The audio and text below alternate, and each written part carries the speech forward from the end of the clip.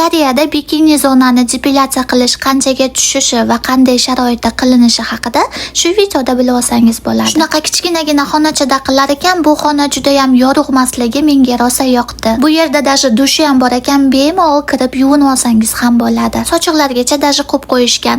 Depilyatsiya qilayotganingizda uyalmasligingiz uchun shunaqa yubka ham berar ekan, bemalol shu yubkani kiyib olib, tarvayib yotsangiz bo'ladi. Men ham rosa uyalgandim, qanoq qilib kiyimimni yechib yotaman deb, lekin shunaqa yubka berar ekan, menga juda ham yoqdi. Yuzlarga maska qo'yishni eshitganman, qoringa maska qo'yishni eshitganman, lekin pastki zonaga maska qo'yishini eshitmaganman. Maska qo'yib qo'ydi. Depilyatsiyadan keyin uni ustiga pastki zona juda ham qizarib ketar ekan, shuning uchun muzdagina maska qo'yib, ustidan poralarni yopadigan lazer apparatini qo'yib qo'ydi. Chunki depilyatsiyadan keyin hamma poralar ochilib ketar ekan. Pastki zonani depilyatsiya qilish menga o'zbek so'mida shunchaga tushdi.